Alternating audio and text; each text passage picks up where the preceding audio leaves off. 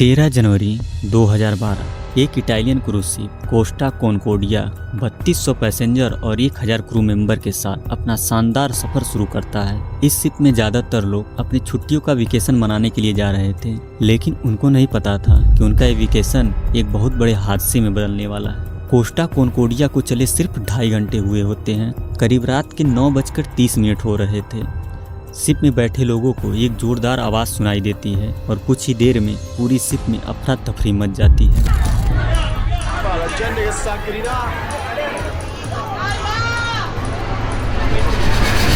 देखते ही देखते शिप एक तरफ झुकने लगता है। उस टाइम पर जो लोग रेस्टोरेंट में बैठकर खाना खा रहे थे, उनकी प्लेट टेबल से नीचे भी गिरने लगती है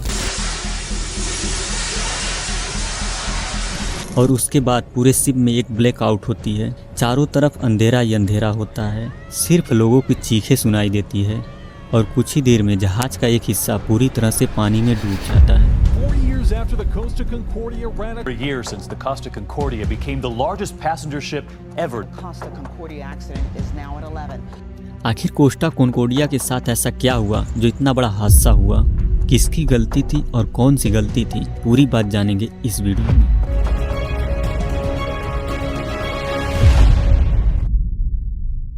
कोस्टा कॉनकोर्डिया को एक इटली की कंपनी कोस्टा क्रोशिया चला रही थी। कोस्टा कॉनकोर्डिया उस टाइम की सबसे बड़ी और लग्जरी शिप हुआ करती थी, यहाँ तक कि टाइटैनिक से भी बड़ी और लग्जरी थी। कोस्टा कॉनकोर्डिया की बात की जाए तो उसमें 4 स्विमिंग पूल, 5 रेस्टोरेंट, 13 बार और कैसीनो के साथ एक बहुत बड़ा जिम भी था। अगर लग्जरी की बात की जाए तो उस टाइम की सबसे आलीशान और खूबसूरत शिप हुआ करती थी। बड़े बड़े वीआईपी लोग इसमें ट्रेवल करना भी पसंद करते थे। इस शिप को इटली के ही एक कैप्टन फ्रांसिस्को सेटिनो चला रहे थे और कैप्टन सेटिनो इस पूरी स्टोरी के मेन कैरेक्टर हैं। इनका नाम जरूर याद रखिएगा।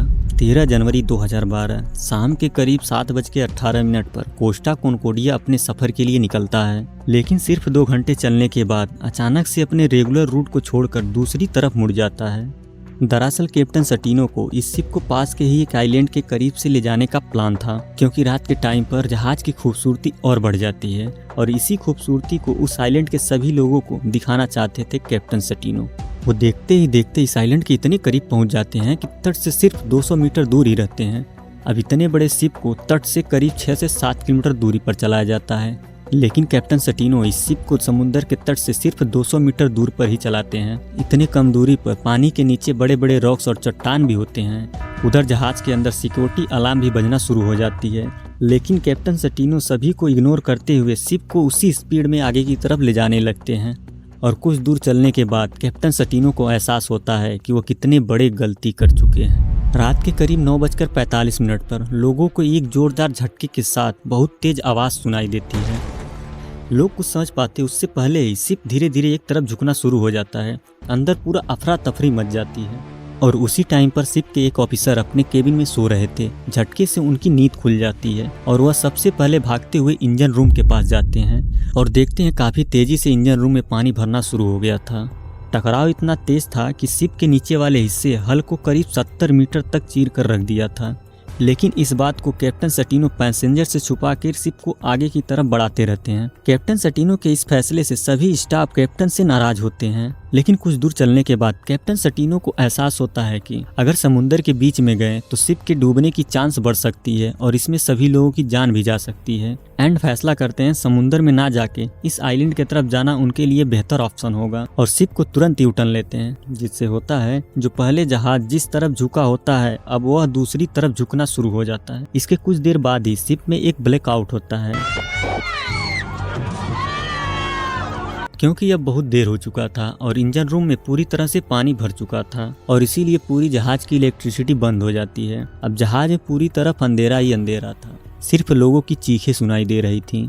कैप्टन सेटिनो अपनी गलती छुपाने के लिए लोगों से कहते हैं कि जब लाइट गई थी तभी एक्सीडेंट हुआ है, लेकिन सही बात तो यह है जब वह जोरदार टक्कर हुआ था तभी से शिप में पानी भरना शुरू हो गया था और इसी वजह से इलेक्ट्रिसिटी कट हुई थी। लोग अब पूरी तरह से पैनिक होने लगे थे। कुछ लोग तो लोकल पुलिस के पास कांटेक्ट भी करने लगे थे। और जब यह बात कोस्ट गार्ड के टीम के पास पहुंचती है तो कोस्ट गार्ड के एक ऑफिसर कैप्टन सटीनो के पास कॉल करते हैं और उनसे पूछते हैं कि तुम्हारे शिप से हमारे पास बार बार कांटेक्ट किया जा रहा है, आखिर तुम्हारे शिप पे चल के आ रहा है, मुझे बताओ। और यहाँ भी कैप्टन सटीनो अपनी बात को छुपाने के लिए कोस्ट गार्ड से झूठ बोलते हैं और कहते हैं बस कुछ नहीं, एक छोटा सा ब्लैकआउट हुआ है जो इलेक्ट्रिक फॉल्ट की वजह से हुआ है। अगर कैप्टन सटीनो ने कोस्ट गार्ड की टीम को पूरी बात बता दी होती तो शायद इस हादसे में किसी की जान नहीं गई होती। धीरे धीरे निचले वाले डेक में भी पानी भरना शुरू हो गया था। तब जाके कैप्टन सटीनो लोगों को कहते हैं सभी पैसेंजर जल्द से जल्द इमरजेंसी असेंबली की तरफ पहुंचे और मेरे दूसरे ऑर्डर का इंतजार करें।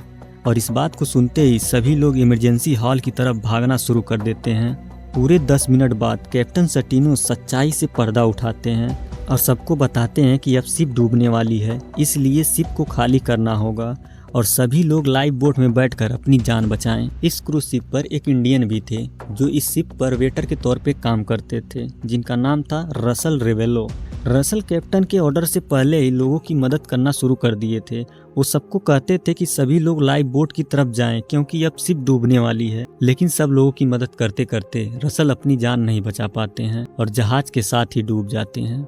जब उस आइलैंड के लोग देखते हैं कि जहाज डूब रहा है और लोग अपनी जान बचाने के लिए इस आइलैंड की तरफ आ रहे हैं, वह लोग भी मदद करने के लिए जहाज की तरफ जाने लगते हैं और लोगों की मदद करना शुरू कर देते हैं। हैरानी की बात यह थी कि उस आइलैंड की पूरी पॉपुलेशन ही सिर्फ 700 थी और 4000 से ज़्यादा लोगों को बचाना और उनको इस आइलैंड पर रखना भी एक बहुत बड़ी बात थी। हालांकि वहाँ के लोगों ने स्कूल और चर्च जैसी जगहों को खोल दिया था ताकि लोग उसे शेल्टर की तरह यूज करके रह सकें। अब तक जहाज के पास कोस्ट गार्ड की टीम और रेस्क्यू टीम दोनों पहुंच जाती है और लोगों को रेस्क्यू करना शुरू कर देती है। कोस्ट गार्ड को समझ में नहीं आता है कि कितने लोग अभी भी फंसे होंगे और कितने लोगों को निकाला जा चुका है, इसलिए वह लोग कैप्टन सटीनो के केबिन में जाते हैं ताकि यह पता चल सके कि कितने लोग अभी भी फंसे होंगे इस शिप पर और कितने लोगों को निकाला जा चुका होगा। लेकिन केबिन में पहुंचते ही कैप्टन सटीनो अपने केबिन में नहीं होते हैं। कोस्ट गार्ड के कैप्टन सटीनो के पास कॉल करते हैं तो पता चलता है कि कैप्टन सटीनो इस शिप पर है ही नहीं। वह लोगों के साथ पहले ही आइलैंड पर पहुंच गए थे। कोस्ट गार्ड के कैप्टन उनको डांटते हुए कहते हैं कि तुम एक कैप्टन हो और तुम अपने शिप और लोगों को छोड़कर कैसे जा सकते हो, तुम तुरंत शिप पर वापस आ जाओ। लेकिन कैप्टन सटीनो बहाना बनाने लगते हैं और वापस शिप पर आने से मना भी कर देते हैं। इधर लोगों को रेस्क्यू करते करते सुबह हो जाती है। इसी बीच रेस्क्यू टीम एक कपल को रेस्क्यू करती है तो पता चलता है कि वह लोग अपने केबिन में ही बंद थे क्योंकि पानी का प्रेशर इतना ज़्यादा था कि वह लोग अपने दरवाजे को खोल नहीं पा रहे थे। ज़्यादातर लोगों की जान इसी वजह से गई थी क्योंकि जब एक्सीडेंट हुआ था उस टाइम पर कुछ लोग अपने केबिन में सो रहे थे।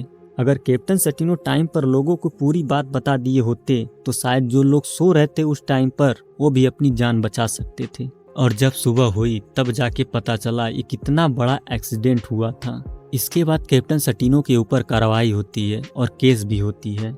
कैप्टन सटीनो जब कोर्ट में अपना बयान देते हैं तब भी झूठ पे झूठ बोलते रहते हैं, उनकी एक भी बात सच नहीं निकलती है और कोर्ट में कैप्टन सटीनो को 16 साल की सज़ा सुना देती है और आज भी कैप्टन सटीनो अपनी सज़ा को काट रहे हैं। एंड वीडियो को यहाँ तक देखने के लिए धन्यवाद। वीडियो अच्छा लगा हो तो एक लाइक कर दें और चैनल को सब्सक्राइब भी कर दें और कमेंट में बताएं कि आपको किस टॉपिक पे वीडियो चाहिए। मिलते हैं अगली वीडियो में।